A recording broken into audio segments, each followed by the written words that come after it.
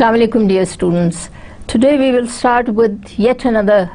new topic, and that is how we can obtain a stable DC point, which we defined as a Q point earlier in our lecture when we were studying the output DC characteristics of a transistor, and we plotted the load line on the output characteristic curves and obtained the Q point.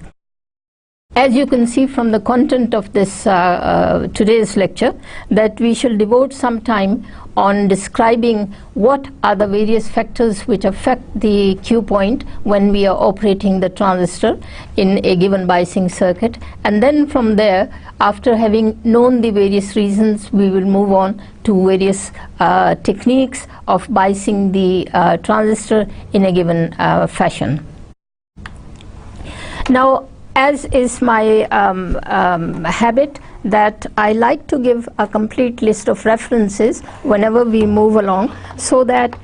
you don't have to flick your PowerPoints again and again to see what total references are. But nevertheless, I have used this current reference, which is chapter 9 of this book, Integrated Electronics by Millman and Helkias, for today's lecture. So that's why this reference is important, because today's lecture has been taken mostly from this. Now, as I mentioned just now in the opening remarks of my today's lecture, that why different biasing techniques have been employed to obtain a stable DC operating point, that is the Q point. The reasons are that the transistor normally, as we mentioned in many lectures before, and I will show you a slide even today, that when you plot the output characteristic curves for a transistor, then we can define three distinct regions. One, the saturation region, and the main part of the characteristic belongs to the linear region or the active region of the transistor, and then of course at the bottom we have the cutoff region. Obviously, logically it would imply that we would like to operate in the linear, that is the active region of the transistor. So we will discuss the concept of DC biasing for a transistor in the linear region, that is in the active region, and then we would, after having plotted the DC load line on the output characteristic curves, we would determine a Q point. And in order to have a stable Q point, we would discuss one of the most common and important biasing technique, which is known as the potential divider transistor circuits and collector and feedback bias circuits also. And then finally, we would establish, after having compared these one or two biasing circuits which I listed in my content list, we will establish various criterion that what are the factors or which type of biasing is best to have a stable Q point on the output characteristic curves. Now, I would like to continue on the same line, that biasing generally refers, by now you understand quite a bit about the biasing of a PN junction or a bipolar junction transistor, that biasing for a device which acts as a current device depends on a very simple principle, that is one of the junction in the transistor, which is emitter base junction, should be forward biased, and the base collector junction should be reverse biased. So having established the proper biasing mode for the transistor to conduct, we then plot the output characteristic and obtain the DC operating point or the quiescent point. The most important goal of a transistor action or transistor operation is whether you are operating with a DC supply or an AC supply superimposed on a DC component of the power supply, is to use the transistor as an amplifier circuit. Now, in the amplification of the input signal, particularly in the case of an AC signal, the desire is to not only to amplify but to have a proper shape of the output signal. When we say proper, we mean that it should not be distorted in its form, and we should have an undistorted signal in the output characteristic mode. So the selection of a proper DC operating point or Q point generally depends on the amplitude of the AC signal. As I just said, if we superimpose a very large signal or a large enough signal on the DC point, then we might end up by cutting, clipping or distorting the output signal, and that is not desirable. So we have to choose an appropriate height for the AC signal after establishing the DC Q point. And then it also depends upon the load in the output circuit, in the base collector circuit or in the emitter collector circuit, the magnitude of the load to which the amplifier is drawing its voltage. So having obtained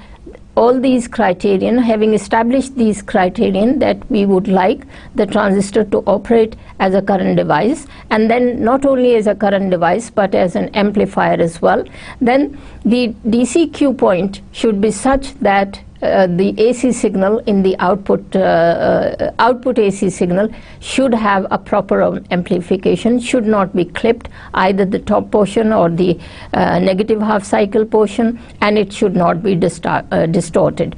In order to achieve these criterion, we will in the following slides establish three important or three common biasing techniques for the transistor. One is when the base is biased with a fixed voltage supply. A single voltage supply will be used both for the input as well as output circuit. And then the second important circuit element is the emitter resistance circuit. And third, which we will discuss in detail, is the potential divider transistor circuits. Now here is a slide, physical representation or graphical representation, what we talked about the clipping or distortion of the AC signal when the transistor is being used as an amplifier circuit. Now you would see that we are feeding an AC signal known as labeled as V input signal, and then it goes through it passes through the input circuit and then is collected at the output and is seen at the output junction. And you notice that sometime the part is clipped either in the positive half cycle and sometime the part is clipped in the negative half cycle. The reason being that the Q point, as we shall see in a minute, that the Q point oscillates from active region to either the saturation region or to the bottom of the graph, which is the cutoff region. Now I have started mathematically establishing, graphically establishing the Q point, and from there the criterion for thermal stability, that is the stability of the Q point, that it does not oscillate between the saturation region and the cutoff region. My first slide here, that is slide number 1, depicts you a simple transistor output characteristic for an NPN transistor. I've shown you on the top of the left side of this slide is the symbol circuit for the transistor, where it is acting as an amplifier. I'm using a variable input bias VBE and the current in the collector circuit, where VCE, the output circuit current is voltage is also variable. Now you could clearly see the saturation region and the cutoff region and various characteristic curves for different biases, starting from, let's say, 0 to 40 microamp, and accordingly the equivalent output current IC which you get in the output circuit is plotted on the y-axis. So this is our typical output characteristic curve for a common emitter, NPN common emitter transistor, which I had included this slide in my several lectures as a base or starting point for explaining whatever we are talking about. So this is one of our very well-known slide for the collector characteristic in the output circuit. Now, I would like to now explain what is the meaning of Q point stability and the thermal stability. Over here I have plotted a load line. That's why my heading says that now I have superimposed a load line on the transistor characteristic curves, and the load line is simply an intersection with the curves. And you would see that the load line intersect our curves at 3 distinct points, Q1, Q2 and Q3. So we could choose any of these 3 points as a working point for the transistor, and this Q point, the intercept on x-axis and y-axis, would give us the required values for VCE and IC to be chosen for the transistor operation. But the drawback is that if we choose Q1 or Q3, then during the operation, if there is a slight change in the value of Q value due to thermal changes, due to increase in temperature, we would later on discuss that beta, the transistor gain in the common emitter configuration as we defined earlier, beta is a ratio between IC and IB, and because of any variation with the collector current in the common emitter configuration, the beta would change. So we have to look into thermal stability of the Q point as well. If we had been using the transistor for quite a long time, the device is likely to be heated, or if by any chance we allow to pass a large amount of current which is beyond the listed power rating of the transistor, again it's likely that our Q point for such reasons might change, and the active region, the Q point would swing from the active region either into the saturation region or into the cutoff region shown at the bottom of this slide. So it is logical that we should choose the Q point in between, and in this transparency it seems that the Q point Q2 would be a better choice, which would have IB equal to 300, which has IB 300 microamp corresponding to 30 milliamp IC, and correspondingly the VCE would be somewhere about 3.5 volts. So we can proceed further, and now I would like to show you various mathematical equations for determining the load line. Now for determining these parameters, which are known as the operating values for a given transistor in the active region without the distortion of any superimposed AC signal, which is the typical case in the amplifier circuits of a bipolar junction transistor, the 3 values that we would like to choose from the load line analysis is the output characteristic current IC, IB and VCE, which as you can see have been established from this load line and output characteristic curve. So having established the Q point, which we choose in this particular case being Q2, logically being in the middle, we know from the intercept the value of IC and VCE and IB respectively. So by using the Kirchhoff voltage law as well as the Kirchhoff current law, and thirdly the Ohm's law, as we discussed in one of our previous lectures, we could calculate the loop equations in the input as well as in the output circuit, and hence determine various parameters, working parameters for the transistor. In this case, let's look at the for this particular DC bias circuit given in this particular slide, let's look at the output loop first, then the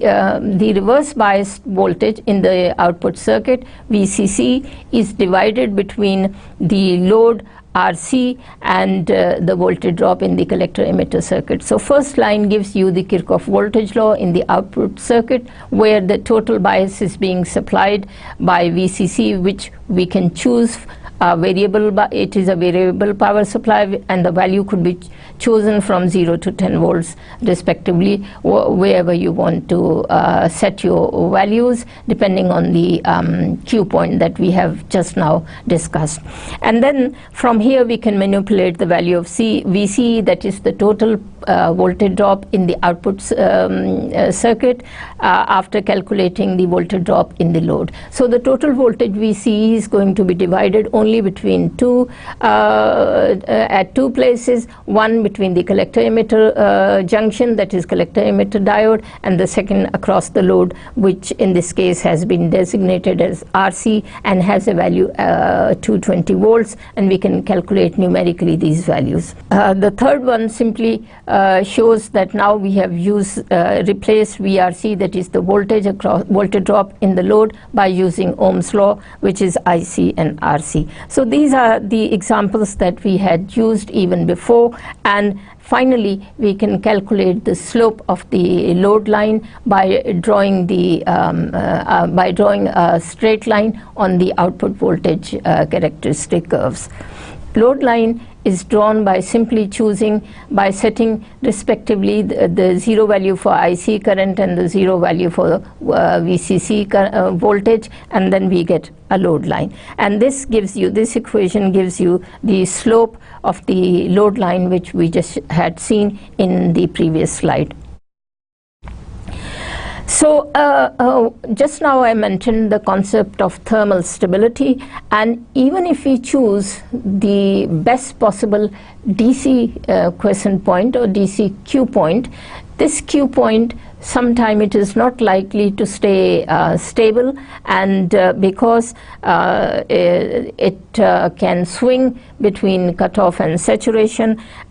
due to changes in temperature, which we just mentioned. So the load line, the concept of load line, the reason for drawing the load line is, number one, that it gives you the Q point, and the best Q point should be somewhere in the middle of the characteristic curves. Again, I have shown you this slide which I had plotted earlier. Now you can see that I have chosen 30 milliampere as the collector current and 3.5 as the VCE voltage emitter, collector emitter voltage across the output loop. The Q point or the DC current gain factor beta, they are not constant, as I just mentioned, because they depend upon, beta depends upon two factors. Beta depends on the temperature because of rising temperature. As we mentioned many times before, the semiconductor itself, the semiconductor material itself undergoes changes because loss of thermal generation. The thermal generation process will enhance at high temperature, giving you a greater number of carrier generation, and hence that will increase your leakage current, sometimes designated in the equation with IC as the leakage current. And then because of this variation in temperature, the Q point itself will change. So the active region, therefore, the total active region, therefore, is limited by the maximum forward current that you can pass through the transistor circuit, and the power dissipation, which I just mentioned. So all the criterion required for establishing a stable Q point has been listed in this and the previous slide, where we mention that having selected the Q point is not enough, because we have to make sure that this selected Q point also remains constant, does not swing between the cutoff and the saturation region, and the reason for its swing is the thermal stability, that is the beta itself is temperature dependent. The value of beta, as I mentioned in my 2 or 3 lectures, which is the DC gain parameter for common emitter configuration of a given transistor, may vary from 30 to 400, but the typical values that are listed for most of the transistor ratings are between 100 to 300. Typical value is 100. A typical value of 100 is chosen in most of the example, and is given in most of the transistor rating tables. The DC operating point of a transistor amplifier shifts mainly due to changes in the temperature, since the transistor parameters beta, the leakage current ICO, and VBE are all functions of temperature. We will discuss some of the methods used for biasing the transistor now, so that having studied the effects of temperature variation on the Q point, then we are in a position to choose a better transistor biasing circuit, so that we have a thermal stability and the Q point does not fluctuate too much as various parameters are changed. Well, the various techniques of biasing for a transistor are listed in this slide, because as I just mentioned, we have to choose one of the most important criterion for establishing a stable Q point is that there should not be too many swings, too many variation in the value of Q point. Otherwise, we will end up with a distorted output signal. So I've listed here three most commonly used biasing circuits. One is called the fixed bias transistor circuit. The second is fixed bias transistor circuit with a resistor in the emitter circuit. And finally, one of the most important is the voltage divider bias transistor circuits. In all these three listed biasing circuits, we will be applying the biases from a single power supply, which in this case would be VCC. Now, fixed bias transistor circuit, the only drawback is that it is highly dependent on the DC current gain factor beta, and as we just mentioned, beta in itself is highly temperature dependent. So this circuit may be good enough for some reasons, but as far as the thermal stability is concerned, this is not going to be of much use for establishing the constant DC Q point, or to be used in transistor circuits where transistor has to be utilized as an AC amplifier. Of course, this is a good enough circuit for transistor switching. So it can be used, the fixed bias transistor circuit could be used in switching circuits. And then we have a fixed bias with a resistor in the emitter circuit, where we simply add a resistor with the emitter terminal, and this greatly reduces the effects of variation in beta due to any changes in the temperature. And we would list various equations for this type of biasing circuit, and this is again dependent to a certain extent on beta DC, but not so highly dependent as the first listing, which is fixed bias transistor circuit. Now let's start with the first type of circuit, which is which is defined as fixed bias transistor circuit, where we use only a single power supply in the circuit. Here is one of the previous slides that I have used in my many lectures, because this simple slide simply gives you various voltage equations and current equations when we are biasing in the common emitter configuration, whether the transistor is an NPN transistor or the transistor is a PNP transistor. On the extreme right hand side of this slide, you would see an NPN transistor circuit, where I have shown the respective current directions IB, IC and IE, of course for the forward biased emitter base junction and the reverse biased collector base junction or collector emitter junction. At this point, I would like to emphasize once again that even though we are going to discuss three different techniques for biasing the transistor, but mind you, the basic principle of operation of the transistor would not change. And what is that basic transistor action, principle of transistor action, which is simply, which we have repeated for the nth time now, which I'm going to repeat once again, that is the emitter base junction, that is the first junction of the transistor, must always be forward biased, whether it is an NPN transistor or PNP transistor. And the junction between base and collector must also be reverse biased, whether PNP or NPN. Of course,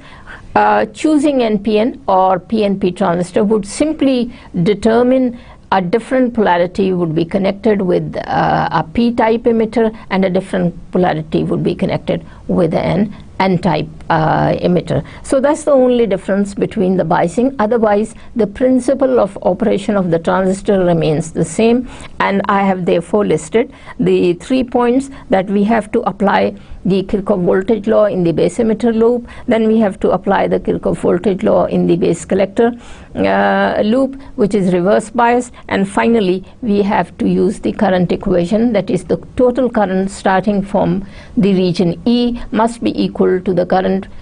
in the base and the current ultimately reaching your collector region. So the third point gives you the total current present in the transistor. Mind you, I'm giving you the total. I'm using the word total current because each current component itself consists of whether it is the electron current or whether it is the whole current. That discussion is not that detail is not going to come into current lecture.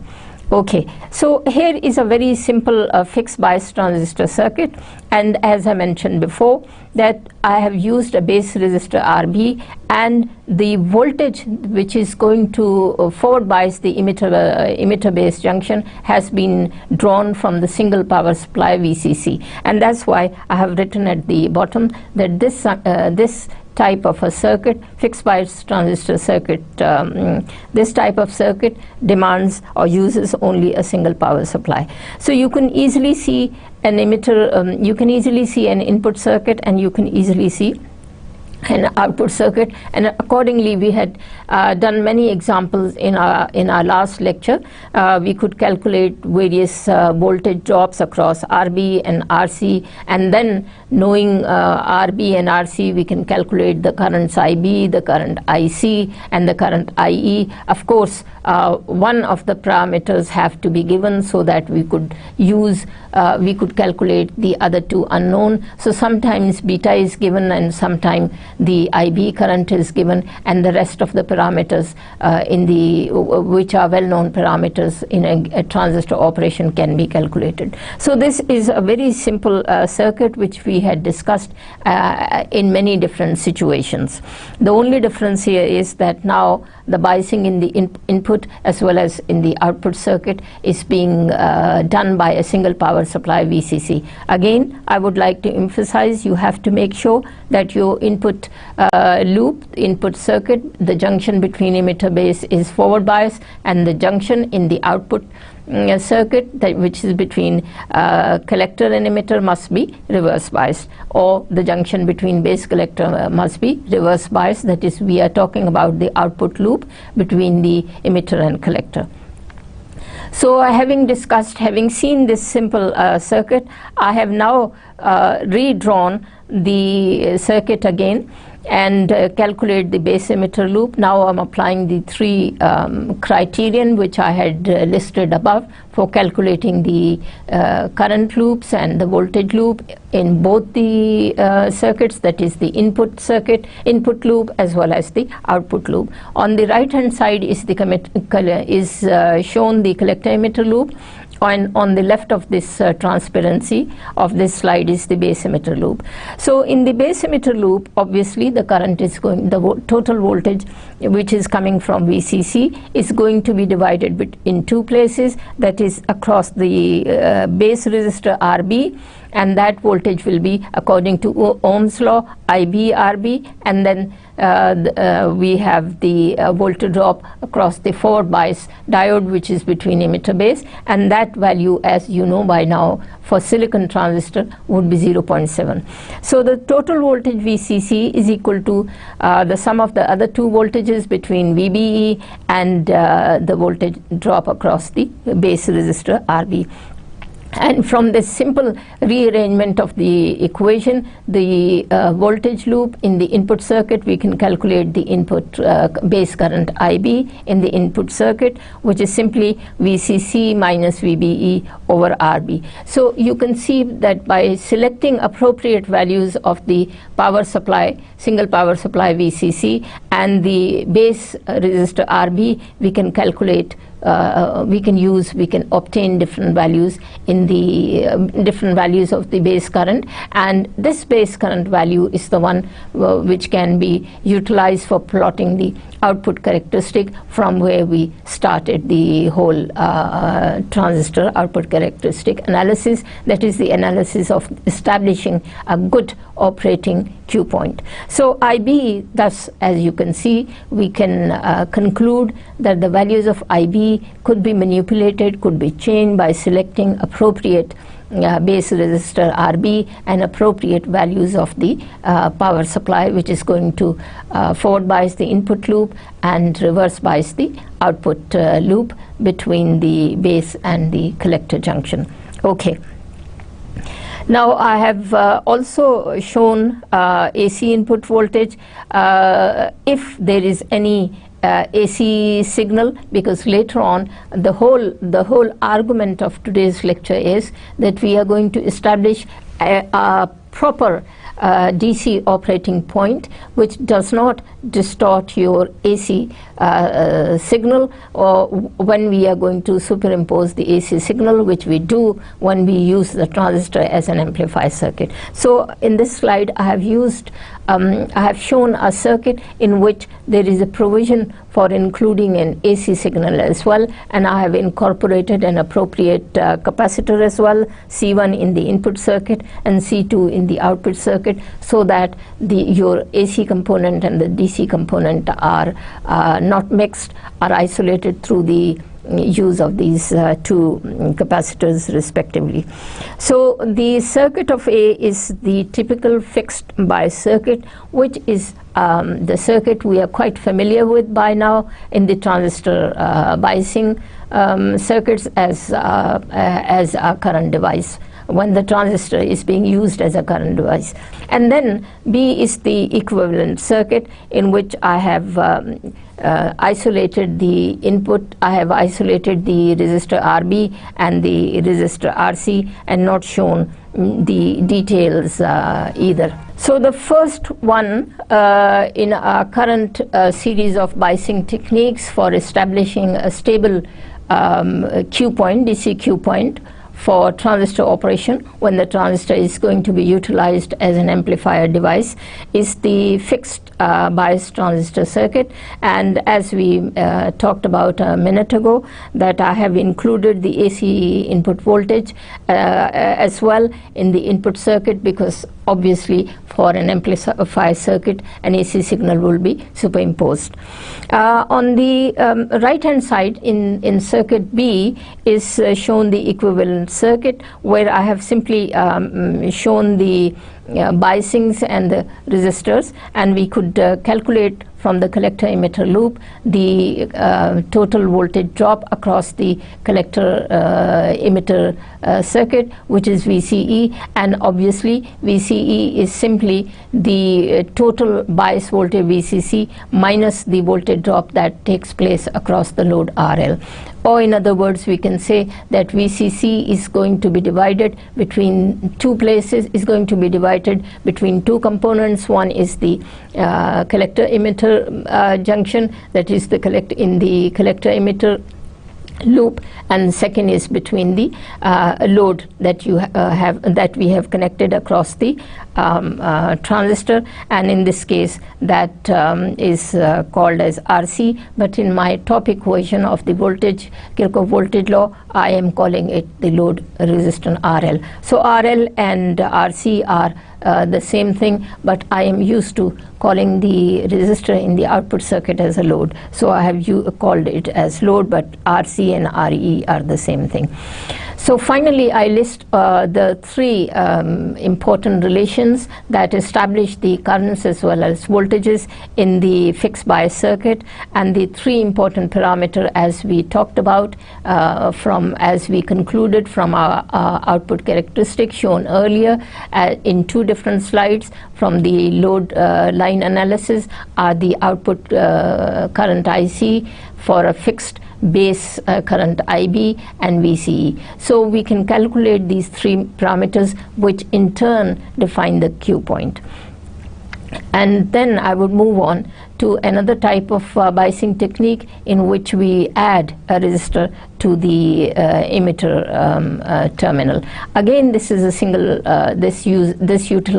circuit utilizes a single power supply, VCC, and that is the highlight of all these three circuits that I had listed earlier, that the power is being supplied by a single power supply, both for the forward bias loop and for the reverse biased collector emitter loop. Again, you would see that I have included an AC signal separated by which separates the DC as well as the AC. The DC and AC supplies are separated by the capacitor C1, and there is another capacitor C2 in the output loop. The emitter resistor is now shown as RE, and the remaining circuit remains the same as for the fixed bias circuit which we discussed just now. Now, number 2 circuit, fixed bias with emitter resistance, again we write for this circuit, we write the base emitter loop, and now as you could see, in the base emitter loop, that is in the output loop, the current is going to be divided, the voltage is going to be divided. In contrast to the previous one, now the voltage would be divided at 3 places, and those 3 places are the base resistor RB and the base emitter voltage VB and IERE. So in the input loop, which is between base and emitter, so we have 3 components. One is the forward biased junction between emitter and base, second is the base resistor RB, and third place where the voltage drop is going to take place is RE. So we have an additional component in this circuit compared to circuit number 1, which was the fixed bias circuit. So now the voltage, total voltage VCC, is going to be divided in 3 places, and the 3 voltages have been listed in equation number 1 at the very top. We also remember that the voltage current flowing in the transistor is a numerical sum of IC and IB. So IE is equal to IC plus IB, and we also know the relation between IB and IE and IC, because if IB is, let's look at equation number 2, which is listed as Kirchhoff current law. Because IB is very, very small compared to the magnitude of IC and IEC, so if we ignore IB and take IE to be approximately equal to IC, then we can write that IE is simply beta plus 1 IB, because if you recall, beta is simply the ratio of IC and IB. So finally, when we utilize the above 2 equations, then we can calculate the base current IB. So you would appreciate that it's a very simple mathematical relationship. By using 3 basic equations, the Kirchhoff voltage law applied for the input loop, Kirchhoff current law applied again for the input loop, and thereby by rearranging various terms we can calculate the current IB flowing into the input loop. And from there, knowing that current, then we can go to the second loop, which is the output, second loop between the output circuit, which is the collector emitter loop, and rewrite the output voltage equation, which is VCE, and again the same power supply VCC, and just like in the input circuit, here again now the voltage is going to be divided across RC and RE, because now we have an additional resistor RE. So the voltage would be divided just like in the input loop. The voltage would be divided between the diode between base and collector, and the diode between voltage drop across VCE, because it is a common emitter bias configuration. So we have VCE, we have voltage drop across RE, and we have voltage drop across E. So this single equation shows you the total sum of the voltages as derived by using simple Kirchhoff voltage law. So with the knowledge that IC is equal to beta IB, we can rewrite these equations for circuit number, for the circuit in which we have shown an additional resistor RE with the emitter terminal. So by knowing these parameters, that is VCE, IB and IC, again these are the three factors which establish a good Q point.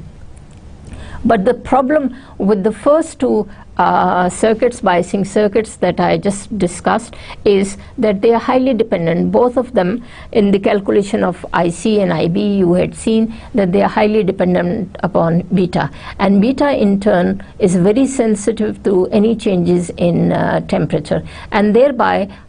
if the device is operating at high temperatures, then there might be a large enough shift in the Q point, and we might have a distorted signal, output signal. Either the shape would be distorted, or there would be a clipping at the top or at the bottom of the waveform, which obviously is not desirable in an AC amplifier circuit. So we would move on to our last biasing technique, which is the voltage divider bias circuit. What does this do? This is the most commonly used circuit in order to establish a stable Q point. Now, what does this circuit do? That it is more stable as compared to the previous two circuits, that is the fixed bias circuit, and number two, the fixed bias with an emitter resistor circuit. This is comparatively stable as compared to the last two circuits discussed just now. And here we need a very small amount of base current as compared to the collector current, which normally is the case in transistor operation anyway, where a positive gain factor beta is desired. And another requirement is that the second resistor in this potential divider circuit has to be much smaller than the emitter resistance, resistor which we just talked about. And simple voltage divider, this is a simple voltage divider between the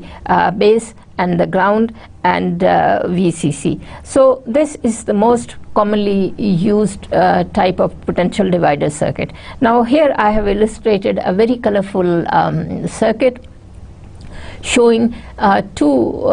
resistances connected to the base, the resistance R1 and the resistor R2, and hence the terminology potential divider circuit to the base.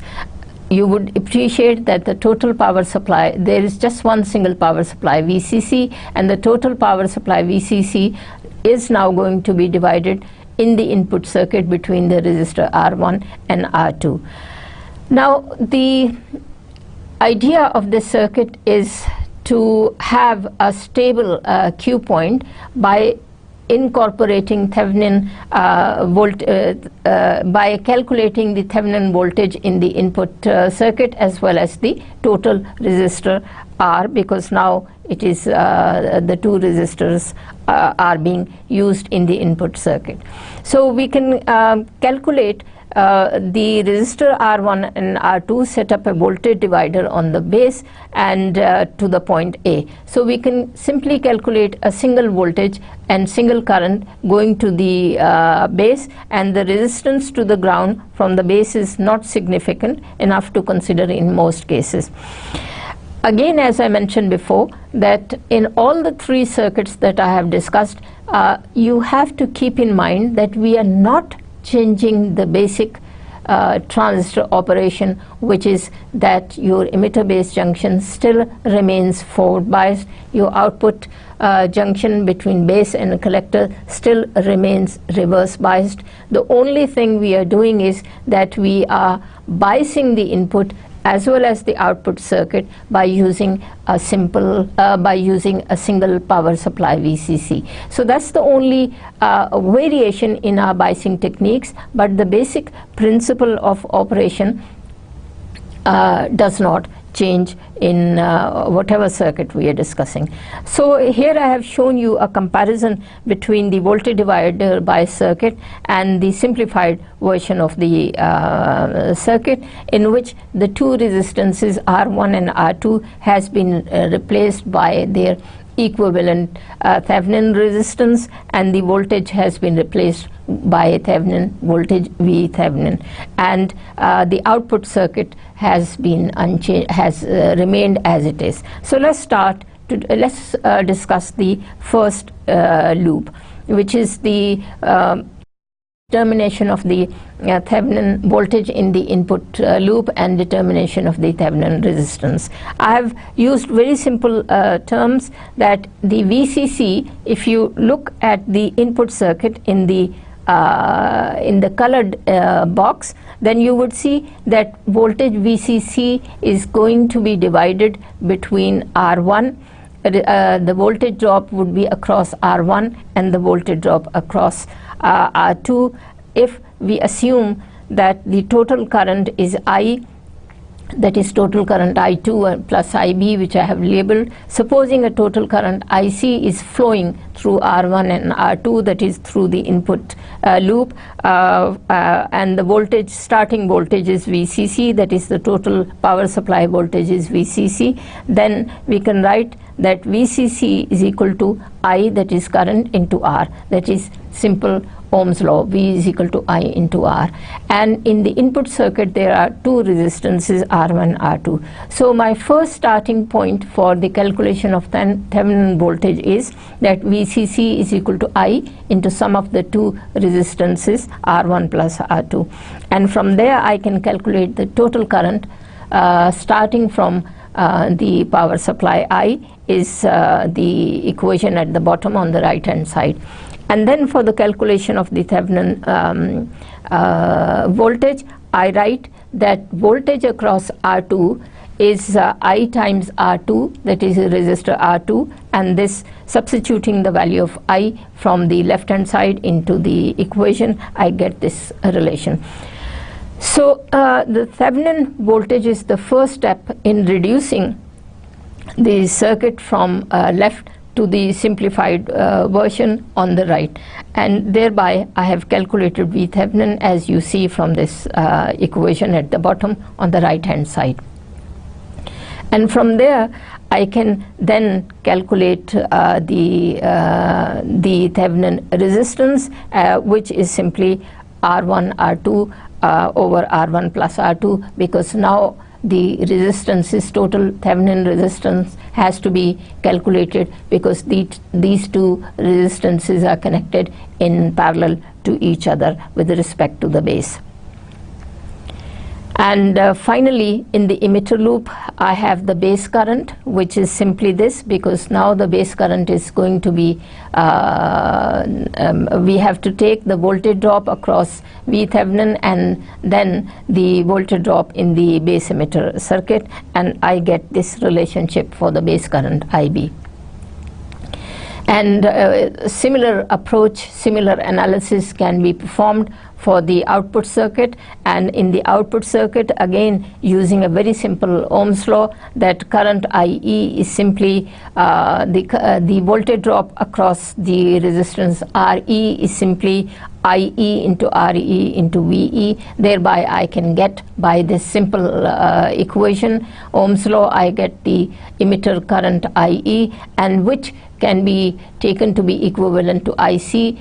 from our total Kirchhoff voltage law, because IB is negligible. If we take IB to be negligible, then we can write that emitter current IE is approximately equal to the collector current IC, and which can be calculated. Thus IE can be calculated by knowing VE and RE. And VCC, the voltage loop in the output circuit, again can be written, because now the voltage is going to be divided between the total voltage VCC from the power supply, single power supply, which is now biasing the base collector junction in the collector emitter loop, is simply going to be divided between three places, which is the voltage drop across collector emitter, the voltage drop across RC, and the voltage drop across the resistor RE. So you have two simple, very simple yet important relations for calculating the currents and voltages both in the input as well as output loop. So having discussed the voltage divider circuit both for the input as well as output loop, now I sum up all the voltage divider equations. And we notice that in any numerical problem, in any situation of the biasing where you require a stable Q point, we can choose the appropriate values of the IB as well as IC and VCE, so that obtained obviously from the output characteristic of a transistor, so that when we are using the transistor as an AC signal amplifier, the signal that you do obtain in the output circuit, that is the output signal, remains undistorted. So we have to be very careful in choosing Q point, and the Q point can be calculated by this single, by knowing the values which I have summed up in this single slide. Finally, I have listed another circuit, which is the emitter biased transistor circuit. This type of circuit is independent of beta, making it stable as the voltage divider type. And the drawback is that it requires two power supplies, in contrast to the three circuits that I listed before, which are the fixed bias supply, fixed bias circuit, which require only a single power supply VCC, and then the second type, in which we include an additional resistor with the resistor terminal, and finally the potential divider circuit. With these two current known, we can apply, obviously here IB is known and IE is known, and then finally we can calculate the third unknown current parameter, which is IC. But obviously, even though this is in this type of biasing, although beta is not so much dependent, beta is relatively stable, but as is listed in point 2, it would require two type of biasing, a negative biasing with the resistor and another bias with the emitter circuit, another biasing with the collector, which is VCC. So I conclude my lecture after discussing these three type of circuits, that beta is a very important parameter. It is defined as the current gain factor, and it is an important parameter in the design as well as operation of the transistor circuits, because your output signal is going to be dependent, highly dependent on beta, and which in turn depends upon the operating point Q and the temperature T. And for the stability of the Q point, then we can say that make RE, that is the resistor in the emitter, much larger than the second resistor which we used in the potential divider circuit. So I finish here, and I look forward to seeing you again, and I will continue the discussion in my let me go back to this slide again, and another equation here. I have listed the voltage divider equations, and I have stated so many times in my lecture just now that voltage divider biasing circuit is now one of the most important circuits that we utilize. Type of biasing for the transistor when we are studying the transistor as an amplifier circuit for AC signals, and I will continue the same analysis in my next lecture, and where I would give you certain examples so that you can understand how well and what are the various factors upon which the choice of a better Q point depends, and in turn the Q point depends on beta, and beta in turn depends on the variation in temperature. So I end here, but next time inshallah we'll continue with various numerical examples so that you can understand what we discussed in this lecture in a better way. So looking forward to seeing you again. Khuda Hafiz.